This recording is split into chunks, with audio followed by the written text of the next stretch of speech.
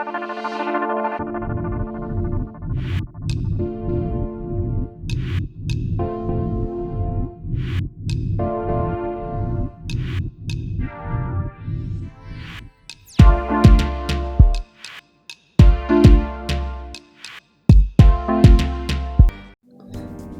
To Vanitha's kitchen.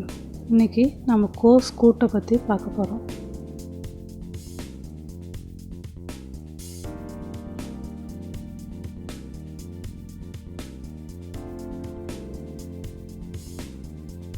ஒரு cooker எடுத்துக்கோங்க. அதில் 50 கிராம் கடலைப்பருப்பு, 3 ஸ்பூன் பாசிப்பருப்பு, தண்ணி கொஞ்சம் ஊற்றிக்குங்க. அந்த பருப்பு மேலே இருக்கிற வரையிலும் தண்ணி ஊற்றினா போதும்.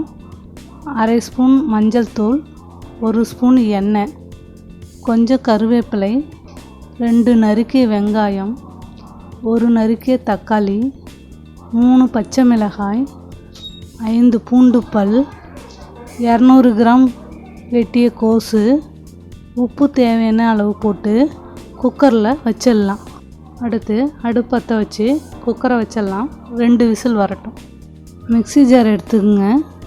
நம்ம தேங்காய் அரைக்கிறதுக்கோசரம் 1/2 மூடி தேங்காய், 1 ஸ்பூன் ஜீரகம், 1 வரமிளகாய், 3த்தையும் போட்டு நல்லா அரைச்சி எடுத்துக்கணும். 2 விசில் வந்துருச்சு பாருங்கள். ப்ரெஷர் நின்றுடுச்சு. இப்போ வெந்துருச்சான்னு பார்க்கலாம்.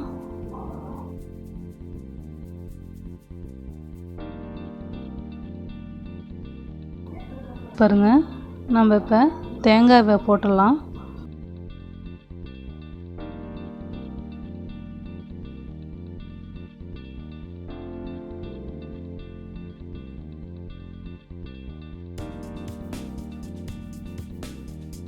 கூட்டு ஒரு கொதி வந்தோடனே நம்ம இறக்கி வச்சிடலாம்.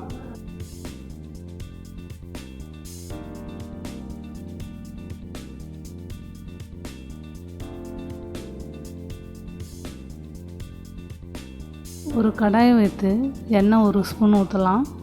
எண்ணெய் காஞ்சிடுச்சு.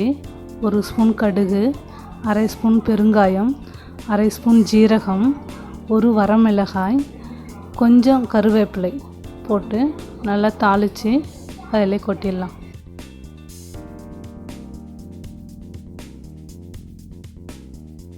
கோஸ் கூட்டு ரெடி.